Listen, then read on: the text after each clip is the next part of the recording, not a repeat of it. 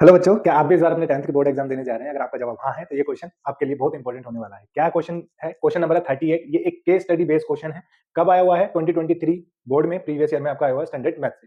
Question में क्या कहा गया है? एक एथलीट है जो कि एक इवेंट में पार्टिसिपेट करता है जो कि डिस्क थ्रो का होता है। उसमें आपको ये डायग्राम दिया गया है और ये सारी चीजें पूछी गई हैं। वन बाय वन देखते हैं कैसे इन क्वेश्चन का हम आंसर करेंगे। इसमें सर्कल की जो रेडियस दी गई है वो 75 दी गई है। ठीक है, ये वाले ट्राइंगल को हमने यहाँ पर ड्रॉ कर लिया है। ये जो एंगल है ए से और टेंजेंट के बीच में, सर्कल और टेंजेंट की रेडियस के बीच में जो एंगल बनता है वो बनता है 90 डिग्री का। ये आपको अच्छी तरीके से पता होना चाहिए। अब इस ट्राइंगल को हमने यहाँ ड्रॉ कर लिया। ये जो दोनों ट्राइंगल है, एक तो बड़ा वाला ए ओ बी और पी क्यू बी, ये दोनों सिमिलर ट्राइंगल होंगे। अब सिमिलर ट्राइंगल क्यों होंगे? एंगल एंगल सिमिलरिटी से। एंगल कैसे? इस वाले एंगल में ये वाला एंगल 90 है, इसमें ये 90 है, और बड़े वाले में, और ये 30 है तो छोटे वाले में भी ये 30 है। तो दोनों में दो एंगल सेम हो गए। दो एंगल सेम हो गए तो इसका मतलब दोनों एंगल कैसे हैं? सिमिलर हैं।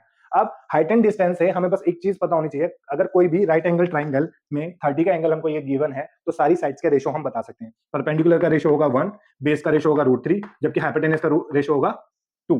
तो हमको किसकी वैल्यू दी गई है? परपेंडिकुलर, यानी कि 1 की वैल्यू कितनी दी गई है? 75। तो 2 की वैल्यू कितनी हो जाएगी? 150, और √3 की वैल्यू हो जाएगी 75 √3। अब हमें सारे जवाब हमारे मिल चुके हैं। हमसे क्या क्या पूछा गया है? ए बी की वैल्यू पूछी गई है। अब ए बी ये है नीचे वाला बेस, तो कितना है? 75 √3 सेंटीमीटर, ये हमारा आंसर आ गया। अब लेंथ पूछिए ओ बी की। ओ बी पूरी की पूरी लेंथ यानी कि 2 की वैल्यू कितनी आ गई? 150 सेंटीमीटर। अब लेंथ ऑफ ए पी। अब ए पी, यहां पे एक चीज देखो, ओ और क्यू, इसकी जो लेंथ है ये वही है ओ क्यू जो रेडियस है। रेडियस हमको 75 दी गई है, 150 टोटल है, तो जो बचा वो 75, यानी कि ये जो क्यू पॉइंट है ये मिड पॉइंट है। ठीक है, मिड पॉइंट है, तो ये जो पी वाला पॉइंट होगा ये भी इसका मिड पॉइंट होगा। तो यानी कि इसकी जो वैल्यू आएगी ए बी का हाफ आएगी। ए बी कितनी आएगी हमारी? 75 √3, तो इसका हाफ सेंटीमीटर। ठीक है, अब नेक्स्ट पूछा है पी क्यू।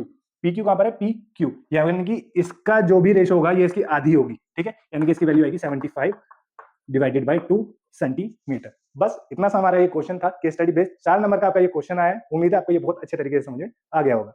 ऐसे ही मजेदार वीडियो के लिए हमें लाइक शेयर सब्सक्राइब जरूर करें।